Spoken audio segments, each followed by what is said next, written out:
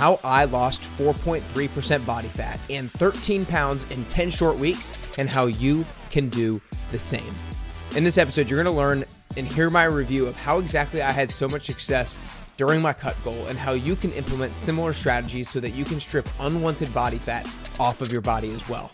Before we dive in, if you're listening on the Apple Podcast app or on Spotify, make sure you hit the follow button. And if you're watching on YouTube, make sure you hit like and subscribe as well.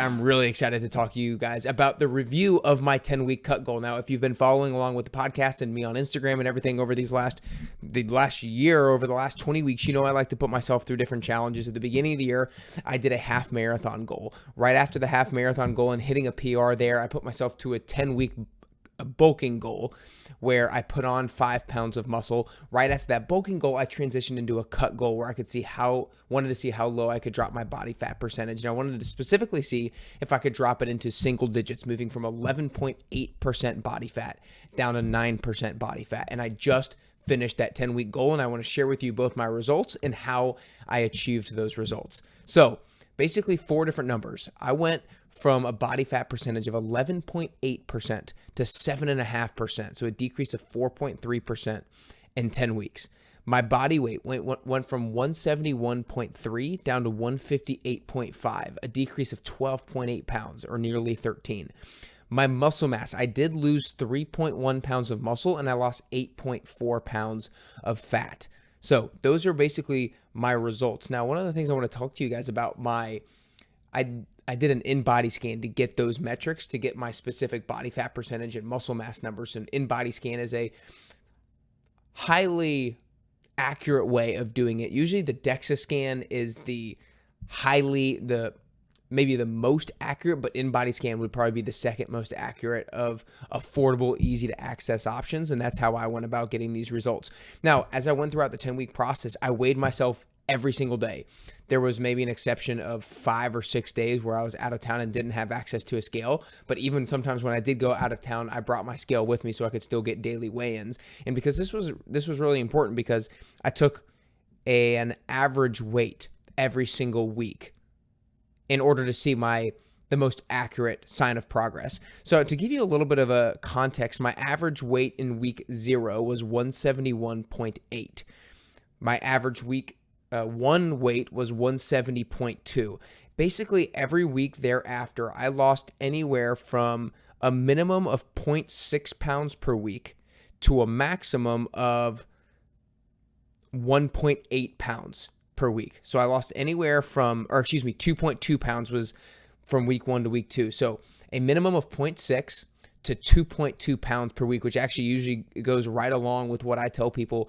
Anywhere from a half a pound a week to 2 pounds a week on average is what you're looking for from a weight loss perspective. So overall, right, I lost 12.8 pounds, so a little over a pound a week. From a weekly average to weekly average standpoint, minimum was 0.6, maximum was 2.2. So hopefully that gives you some context around what an accurate expectation should be for you with regards to how fast you want to lose weight. Because if you're losing too much faster than that, you're going to lose more muscle than you want. Because look, when you're looking to drop body fat percentage and you're eating in a calorie deficit, it's going to be really hard to hold on to all the muscle that you have. Like I lost 3.1 pounds of muscle. And so I lost 3.1 pounds of muscle even at the rate that I did it, even though it was a pretty healthy rate of loss. If I lost weight more quickly than that, a larger percentage of it would have came from muscle than I would have wanted. So that's a pretty good understanding of what the expectation should be with regards to your weight loss. Now, I think that the most important thing I want to get to you guys is the basically 6 weekly goals I set for myself. 5 or 6 weekly goals that I set for myself in order to achieve that overall goal. So the first one was I did resistance training 5 days a week. I went to the gym and lifted 5 days a week with the idea of I want to make sure I can hold on to as much of the muscle as I can as possible, and I want to make sure my muscles look good and are toned and are healthy. So that was the first one, resistance training 5 days a week. The second one, I'll just kind of loop these into two, is the cardio workouts that I did each week. Each week I did 2 zone 2 cardio workouts, which means that I looked to get an average heart rate of about 150 beats per minute for anywhere between 45 to 60 minutes in that zone 2 cardio workout. So 150 beats per minute for me, because I take 180 minus my age to make a simple zone 2 calculation. Now, is this accurate to a T? Probably not, but it's a really good way to keep it simple and train at an intensity that is not extremely high, but it's high enough to make sure that you're burning fat, and it's high enough to make sure that you're getting good cardiovascular training in, but it's not too high to make it overwhelmingly difficult. So my cardio training was 2 zone 2 workouts a week. Those were anywhere from 45 to 60 minutes. And then 1 VO2 max workout per week. Now that's shorter, high intensity training. So my cardio was 2 zone 2 and 1 VO2 max workout. So 5 resistance training, basically 3 cardio days. And sometimes I would have to do 2-a-days. And then from a diet perspective, I basically strictly followed my diet plan for anywhere between 5 and 6 days a week, prioritizing protein at 150 grams of protein per day at least, and then 30 grams of fiber per day at least. And what that would break down to is about 10 grams of fiber per meal and about 50 grams of protein per meal. That was absolutely critical for me, staying on track with maintaining my muscle, making sure I stayed full enough as I went throughout my day, because I was eating in a calorie deficit. So I was eating less food than I was burning from my workouts. And so I was naturally going to have times where I was hungrier. And so in order to make sure I was full enough and satiated enough, protein and fiber were absolutely critical. And I stuck to that plan basically to a T about 5 to 6 days a week, giving myself a little bit more relaxation, a little bit more freedom on 1 to 2 days a week, depending on the week.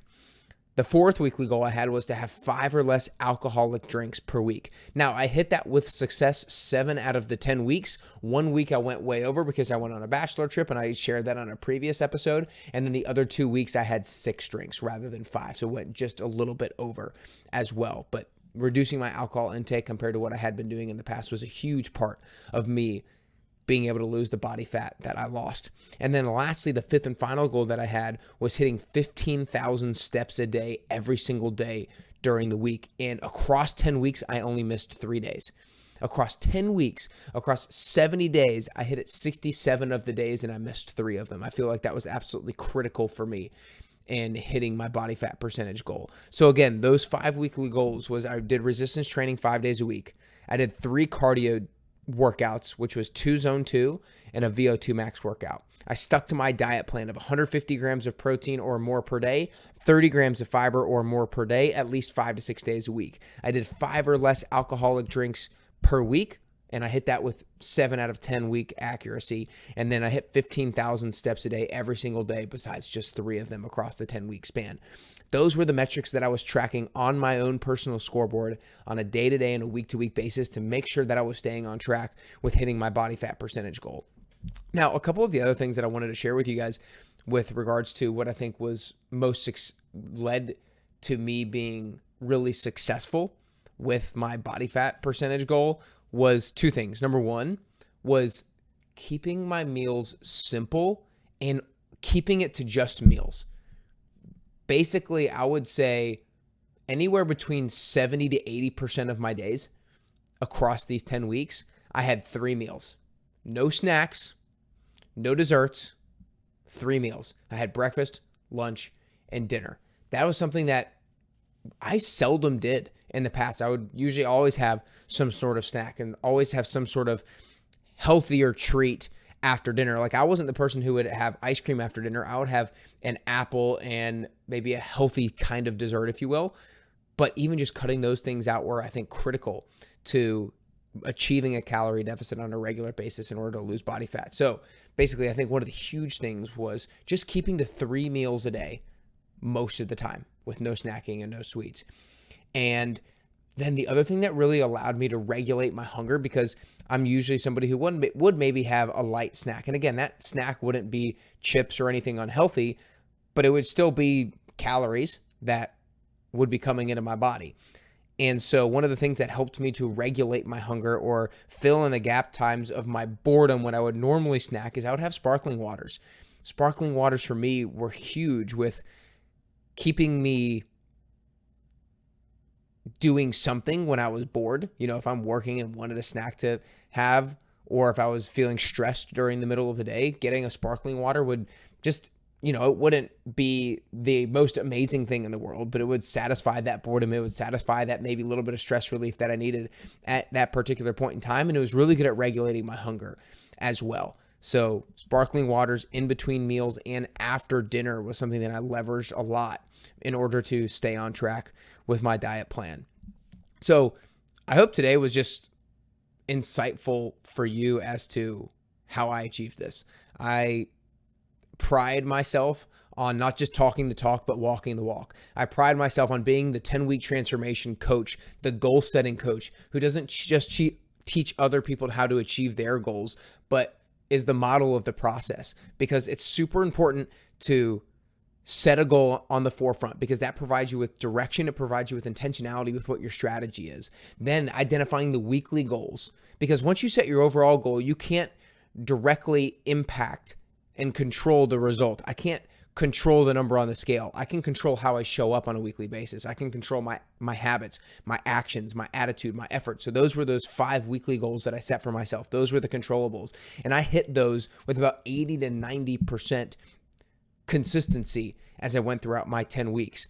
And then again, I just think for a lot of people, I think what was almost one of the most revealing things to me was I think that snacking and post-meal desserts are maybe one of the top killers to weight loss goals, one of the top killers to body fat loss goals. If we can simply eat just our meals and minimize or eliminate snacking on at least some of our days, if not most of our days, then we're going to be a whole lot better off, and we're going to be a whole lot more successful when it comes to these goals. So I hope you guys enjoyed listening to this episode. Share this with a friend or family member. If you're in the 10WT, share it with another 10WT member and be like, maybe I should add some of this stuff into my progress indicators, into my routine as I go about it. Y'all, I am so excited about the success that I saw. Of course, for my sake, I'm excited, but I'm excited because I feel that much more competent to be able to coach other people to achieve these body fat percentage loss goals as well, their weight loss goals as well, because I think I learned so much, both practically speaking from some of the practical strategies, but also emotionally and psychologically, and managing hunger and managing expectations around weight loss and weighing myself on a daily basis and